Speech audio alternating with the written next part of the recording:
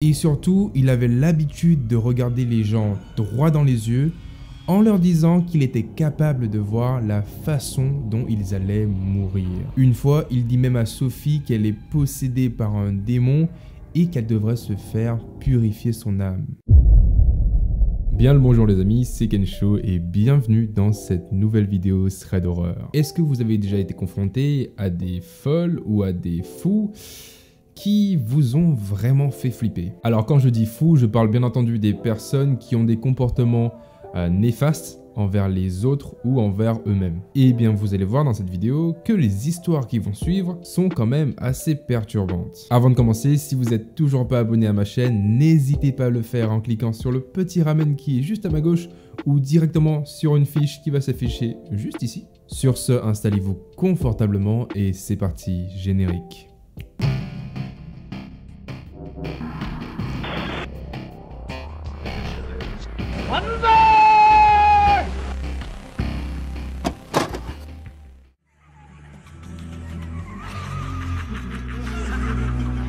Lorsqu'elle était plus jeune, vers ses 7 ans, un membre de la famille éloigné d'Alice décède. Une des dernières volontés du défunt était que la dernière célébration de sa vie, c'est-à-dire la veillée, ait lieu dans la maison de son enfance. Le fils du défunt, David, décide alors de respecter les souhaits de son père et contacte donc le propriétaire actuel de la maison pour lui demander si c'était possible qu'un rassemblement avec quelques membres de la famille se fasse sur place et bien entendu à l'extérieur de la maison. David ainsi que tous les autres membres de la famille vont alors être très surpris par la gentillesse incroyable du propriétaire. Il est très compréhensif et accepte tout de suite la proposition. Il décide même d'offrir son aide tout en expliquant les limites à ne pas franchir. Le jour de la veillée, la famille d'Alice arrive aux alentours de 15 h de l'après-midi. Alice, elle, a un sentiment horrible d'anxiété qui lui fait mal à l'estomac et qu'elle n'arrive pas à expliquer. Elle en parle à sa mère qui lui dit tout simplement de ne pas s'inquiéter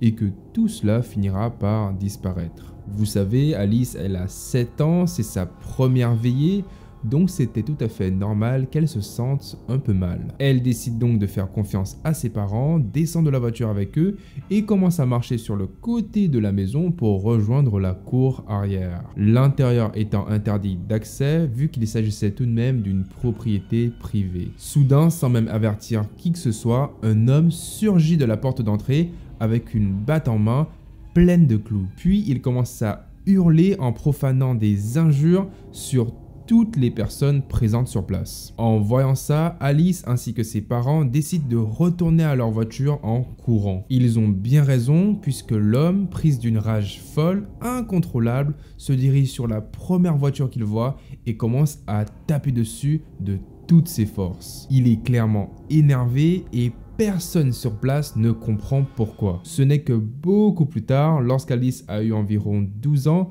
que sa mère a décidé de lui expliquer pourquoi cet homme avait agi ainsi. Il s'est avéré que l'homme, le jour de la veillée, avait fait des recherches sur David, le fils du défunt. Et il aurait trouvé que ce dernier possédait un casier judiciaire assez bien rempli pour des affaires pas très nettes. L'homme ayant perdu son frère à cause d'un criminel n'avait toujours pas eu le temps de faire son deuil.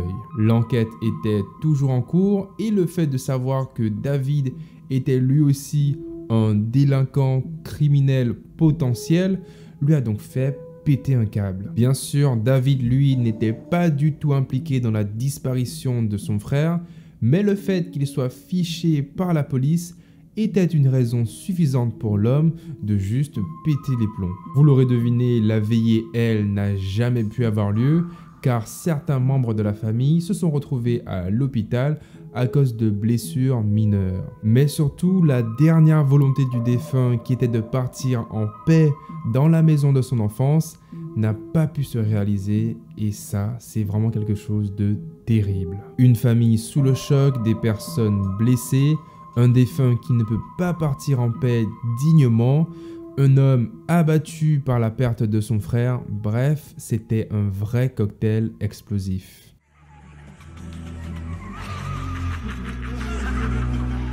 Cela s'est passé en 2008. À l'époque, Ethan, 10 ans, vivait dans un quartier sympathique où les maisons étaient rangées côte à côte. Derrière la maison d'Ethan vivait une femme dont il ne connaissait pas le nom. Il ne sait pas pourquoi, mais pour une raison ou une autre, cette dernière ne l'a jamais vraiment apprécié.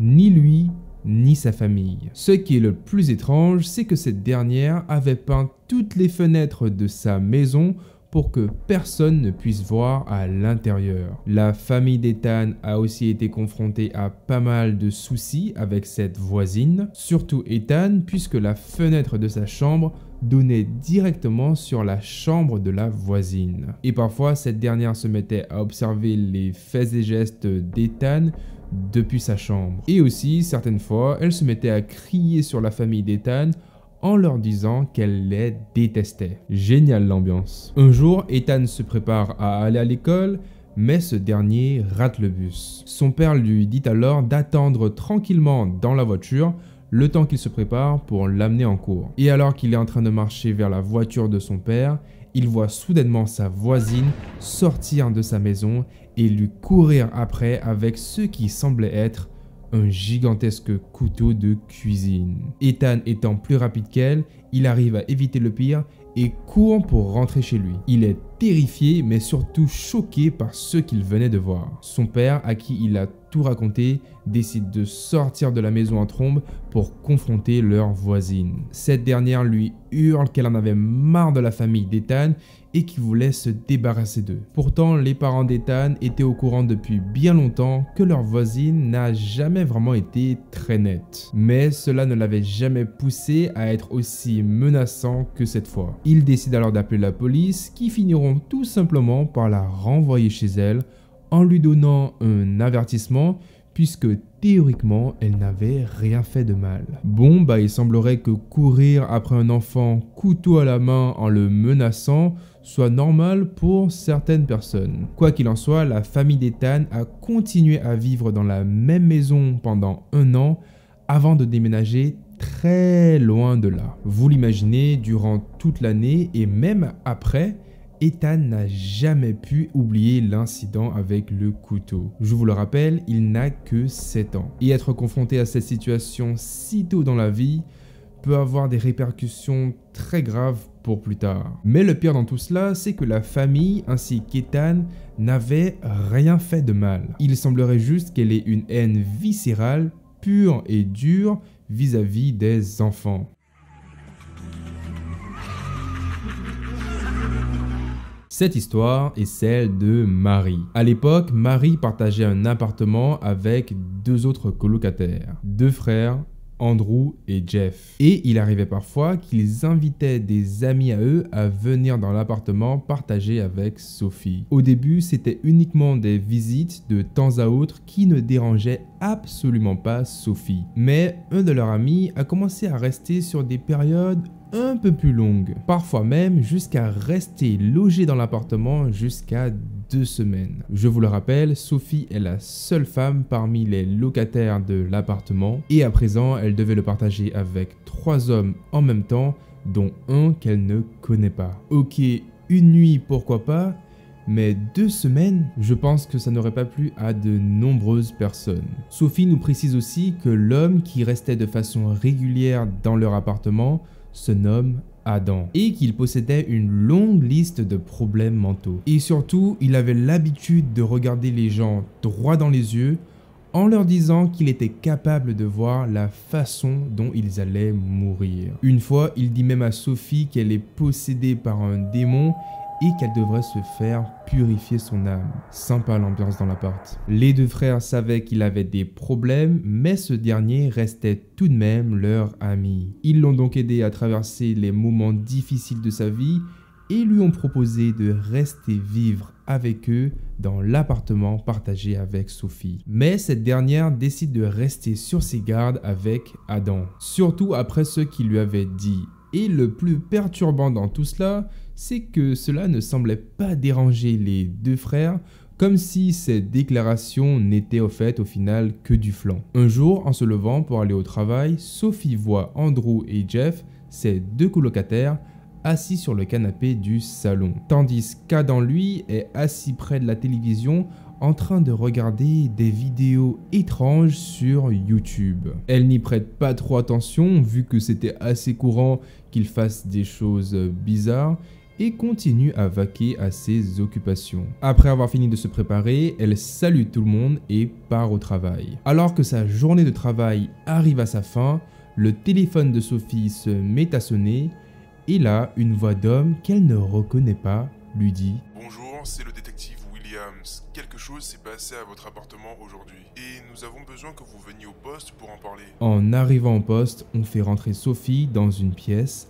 avec une table, 2 chaises et une caméra fixée dans un angle au coin de la pièce. L'officier lui donne une bouteille d'eau et la laisse seule dans la pièce pendant 30 minutes sans rien lui expliquer. Pendant ce temps, Sophie a la tête qui tourne à 100 à l'heure car elle ne sait absolument pas ce qui était en train de se passer et surtout qu'est-ce qui était arrivé dans son appartement. Quelques minutes plus tard, l'officier revient et explique alors à Sophie de façon très crue qu'Adam avait poignardé et ôté la vie à Andrew, l'un de ses colocataires, le matin même. Sophie, en entendant cela, est sous le choc. Elle, qui avait quitté l'appartement le matin, n'avait rien vu de suspicieux. Tout semblait si normal. Sophie lui demande alors s'il y avait eu une bagarre et ce dernier lui explique que ce n'était pas le cas et que tout cela s'est passé soudainement. Ce dernier ne va pas lui en dire plus que cela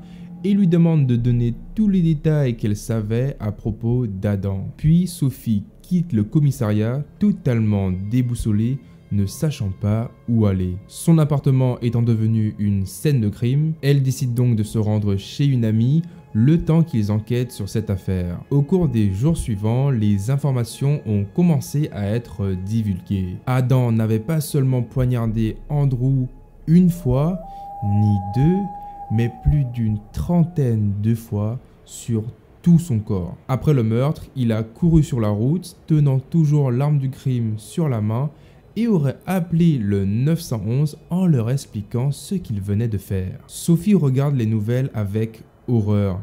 Elle savait qu'Adam était extrêmement instable, mais pas au point de commettre une telle atrocité. Après l'arrivée des policiers, Adam n'a aucun mal à avouer les faits. Et il va même finir par fournir son carnet de notes où y était inscrite une liste de personnes. Et il avait apparemment prévu d'abattre toutes les personnes présentes dans l'appartement, y compris Sophie. Il explique aux policiers que Sophie ainsi que les 2 frères étaient possédés par des démons et que c'était donc le seul moyen de les libérer. Heureusement, Jeff, l'autre colocataire qui a été témoin de la scène, a réussi à s'échapper en sautant par la fenêtre. Le plus choquant dans cette histoire, c'est que Sophie nous avouera plus tard qu'elle n'était pas censée être de service ce jour-là, mais que par manque d'argent, elle aurait accepté de remplacer l'une de ses collègues de travail. Sans quoi, je pense, elle n'aurait plus été de ce monde pour nous raconter son histoire.